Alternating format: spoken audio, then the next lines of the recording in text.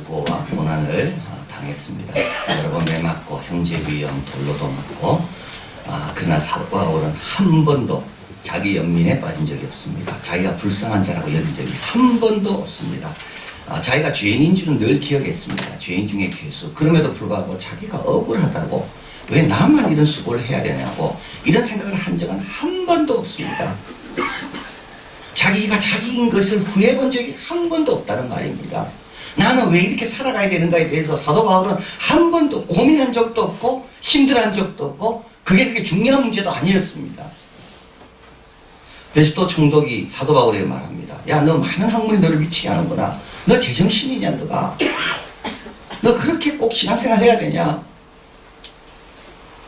이때 사도 바울은 사도행전 26장 29절 이렇게 말합니다. 같이 읽어봅니다. 바울이 이르되 말이 적으나 많으나 당신뿐 아니라 오늘 내 말을 듣는 모든 사람도 다 이렇게 결박된 것 외에는 나와 같이 되기를 하나님께 원하나이다. 사도 바울이 이렇게 이야기합니다. 총독입니다. 로마 총독입니다. 자기는 죄수고요. 로마 총독 앞에 이렇게 이야기합니다. 내가 이렇게 결박된 것 말고는 당신도 내처럼 됐으면 좋겠다. 너 좀 내처럼 되라. 근데 그 나가 누굽니까? 지금 결박되어 있거든요. 그 나가 누굽니까? 뭐가 잘 안 되고 몸도 안 좋고 뭐가 다 잘 안 되고 온몸에는 상처뿐이고 아무도 자기를 알아주는 사람 없습니다. 그런 상황에서 이야기하는 겁니다. 어떤 성공한 게 아닙니다. 내가 잘 성공해라 돈 많이 벌고 그러고 난 다음에 사람들 보고 야 너 나처럼 되라 그 말이 아니죠. 총독 앞에 그것도 로마 총독 앞에 죄수가 앞으로 어떻게 될지도 모르는 다 내처럼 되기를 합니다.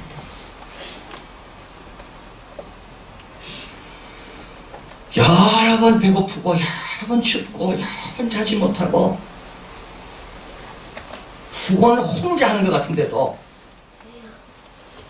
너희들도 내처럼 되기를 원한다. 고린도후서 6장 10절 똑같은 말입니다. 같이 읽어봅니다. 근심하는 자 같으나 항상 기뻐하고 가난한 자 같으나 많은 사람을 부욕해 하고 아무것도 없는 자 같으나 모든 것을 가진 자로다. 나는 모든 것을 가진 자야. 나는 가난한 것 같지만 나 때문에 부자 된 사람은 너무 많아. 내가 근심한 것 같이 이렇게 매맞고 그러나 나는 항상 기뻐하는 거야. 이런 자신감, 이런 담대함은 어디서 올까요? 두 가지에서 옵니다. 하나는 관계에서 옵니다. 관계가 좋으면요.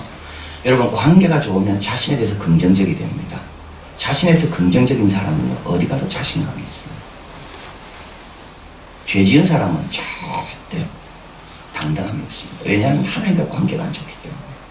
하나님 앞에 힘들어도 하는 것이 당당함을 부여하는 겁니다. 칭찬받는 아이들이 잘하는 이유가 있습니다. 칭찬받는 아이들은요, 자신감이 있거든요. 왜 자신감이 있을까요? 자기가 잘한다는 말을 자꾸 들으니까. 그래서 칭찬 듣는 아이들은 관심이 미래에 있습니다.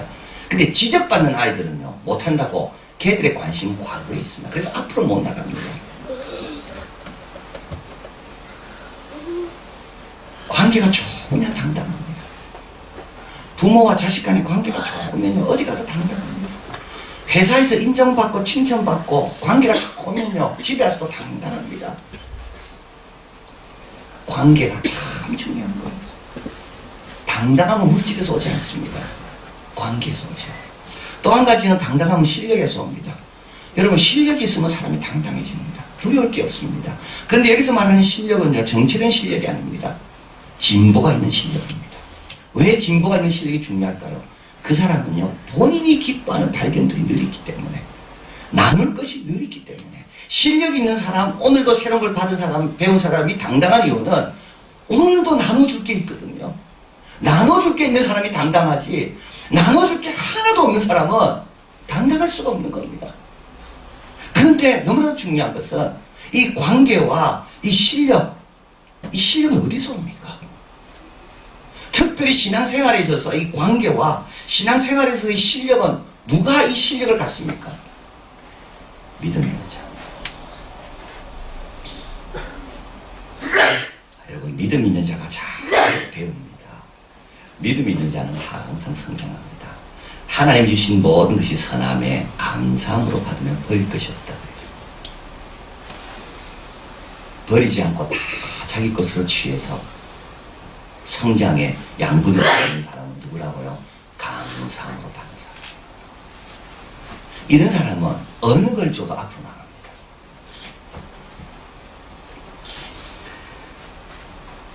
모세를 대적한 얀나와 양브레가 나옵니다.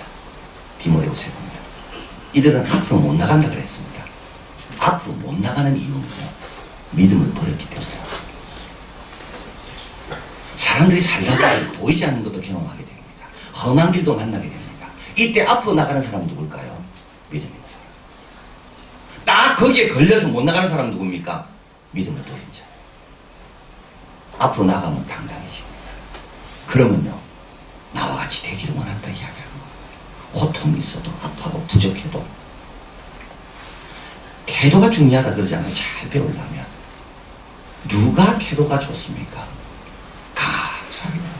근데 감사는 어디서 나오나요? 믿음에서 나와서. 안 그러면 범사에 감사할 수가 없습니다. 믿음이 없으면 범사에 감사할 수가 없습니다. 범사에 감사하려면 믿음이 있어야 되고, 범사에 감사하는 사람은 앞으로 나갑니다. 앞으로 나가면요, 당당. 믿음 있는 사람은 하나님과의 관계가 너무 좋습니다. 왜냐하면 그분은 계시기 때문에 우리의 믿음의 반응에 따라 반응하시는 분이거든요. 제가 며칠 전에 우리 TV를 봤는데 데니스 홍이라는 분이 와서 이제 그 연설을 하시더라고요. 데니스 홍은 미국의 3대 로봇 그 연구소의 책임자로 있는 아마 교포인가 같아요. 영어로 이제 강의를 하시는데, 이제 그분이 이제 로봇을 개발해서 뭐 여러 가지 산업재해가 났을 때 인간이 못 들어가는 곳에 이제 로봇가 들어가고, 또 인간이 여러 가지 힘든 게 있으면 로봇가 또 그 대치도 하고, 그런 것들을 지금 만들고 있습니다. 지금 UCLA에 지금 이제 교수로 가 있는데요. 이분이 이제 한국 팀과 힘을 합쳐가지고 로봇 대회에 나갔습니다. 근데 이제 열심히 했는데도 불구하고 이제 결선에 못 올라갔어요. 8등을 했대요. 그러니까 이제 이 많은 사람들이 이제 실망했겠죠. 이때 자기가 그런 말을 했다고 해요. 우리는 언제든지 이길 수는 없어도 우리는 언제든지 배울 수가 있다. We cannot always win, but we can always learn.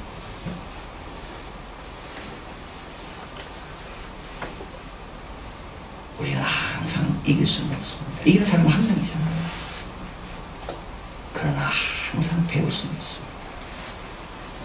이런 사람이요, 앞으로 가는 거. 근데 누가 배운다고요? 믿음이 있는 사람. 자, 오늘 본문은 참 사도 바울에 있어서 제일 감동적이고 위로와 확신의 말씀입니다. 성경에서 제일 위로가 되는 말씀. 여러분 힘들 때마다 로마서 8장 오늘 이 본문을 읽으시면 마음이 좀 가벼워지고 용기를 얻고 자신감이 생기는 거예요. 믿음이 회복되는 거예요.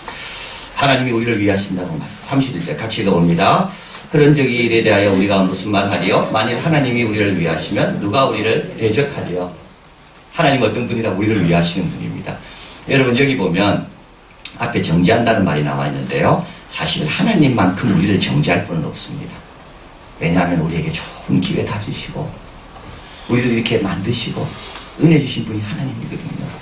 그래서 사실 우리 앞에 제일 무서운 분은 하나님입니다. 하나님은 우리에게 많은 걸 준 분이기 때문에 그걸 감당하지 못하는 우리가 그분 앞에 섰을 때 사실 우리는 정죄받을 사람들이에요. 다른 사람들하고는 달라요, 하나님은. 근데도 우리 하나님은 정죄하지 않고 우리를 위하신다.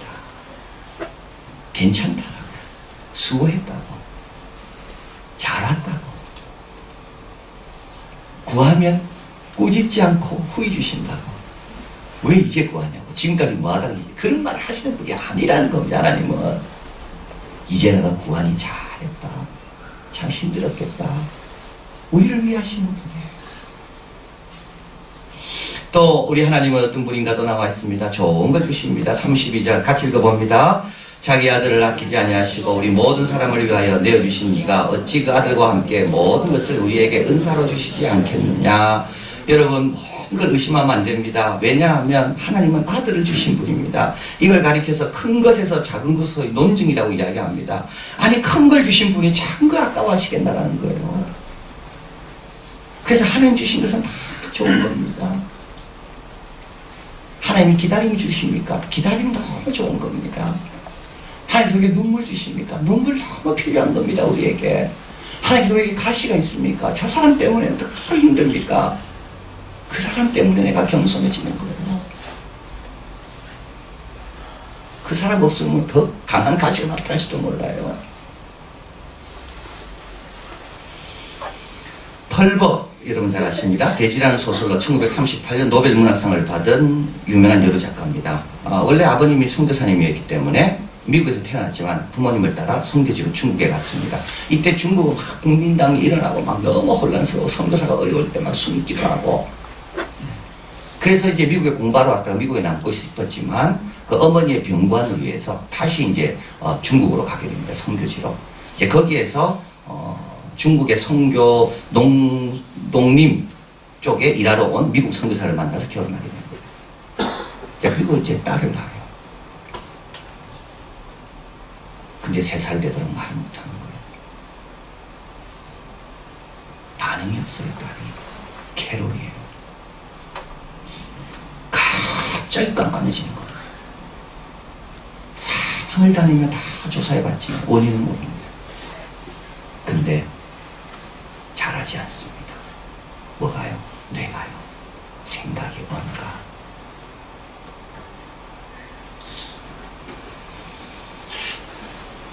선교사로 갔고 엄마 아빠 병원하러 갔고, 그리고 남편도 또 보통 사람도 아니고 그냥 선교사 남편 만나 결혼했는데 어떻게 그런 딸이 되어요?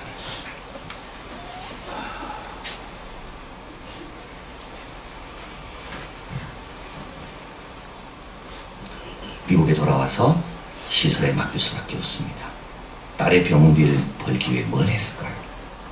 열심히 글을 적었어요. 그래서 작가가 된 겁니다. 그뿐 아닙니다. 그 딸 이후에 7명의 아이를 더 입양합니다. 그뿐 아닙니다. 한국과 일본, 거기서 혼혈아로 태어난 아이들, 그 아이들을 다 미국으로 입양해서 잘 키울 수 있도록 도왔습니다. 그래서 돼지라는 소설이 탄생한 것이고, 이 캐롤은 어떻게 됐을까요? 72세까지 편안하게 잘 지내고, 그리고 마지막 72세 주님 품으로 갔습니다. 로마서 11장 33절 한번 읽어봅니다. 깊도다 하나님의 지혜와 지식에 부여하며 그의 판단은 측량치 못할 것이며 그의 길은 찾지 못할 것이로다. 어떻게 찾겠어요 우리가? 여러분 자꾸 찾으려 하니까 힘든 거예요. 그의 지혜와 그의 판단과 그의 지식에 부여하며, 그러나 우리가 분명히 알 수 있는 건 있는데 그게 뭐라고요? 그거는 하나님이 나를 위해 독생자를 버리셨다면 좋아서 주신 거다. 여러분, 이 믿음이 있을 때요, 이런 사람은 앞으로 가는 겁니다. 이런 사람은 그걸 넘어서 그것 때문에 더 앞으로 가는 겁니다. 36절, 이는 만물이 주에게서 나오고 주도 말미암고 주에게로 돌아갑니다. 영광이 그에게 세세히 있으리라. 사도 바울은 또 마지막으로 말합니다. 35절, 누가 우리를 그리스도의 사랑에서 끊으리요? 환난이나 공고나 핍박이나 비근이냐 적시냐 위험이냐 칼이냐. 38절 39절 같이 읽어봅니다. 내가 확신하노니 사망이나 생명이나 천사들이나 권세자들이나 현재이나 장래이나 능력이나 높음이나 깊음이나 다른 아무 피조물이라도 우리를 우리 주 그리스도 예수 안에 있는 하나님의 사랑에서 끊을 수 없으리라. 자, 보십시오. 내가 확신한다 되어 있습니다. 사도 바울은 여기 가본 겁니다. 사도 바울은 여기 가봤어요. 사망에도 한번 채보고, 이 생명이라는 재난도 당해보고, 악마들의 공격도 받아보고 미래가 없는 그런 현재의 감옥도 한번 가보고 높음이나 깊음, 큰 깊은 나라, 그 절망의 나락에 떨어져 보기도 하고. 근데 뭐가 있다고요? 하나님의 사랑이다. 내가 확신합니다.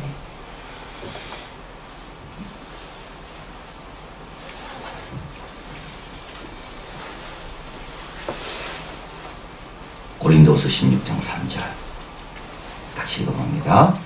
깨어 믿음에 굳게 서서 남자답게 강건하라. 여러분 깨야 됩니다.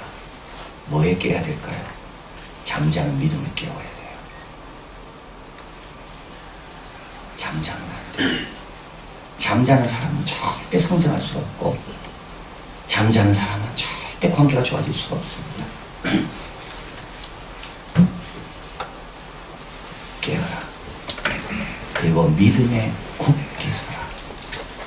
그러면 어떻게 돼요? 남자답게 강건해진다. 사도 바울은 하나님의 사랑을 경험한 것이 환경이 아닙니다. 형편이 아닙니다. 다른 사람이 나이가 어떻게 해주는가가 아닙니다.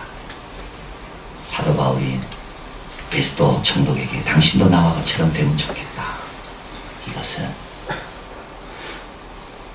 믿음에서 왔다.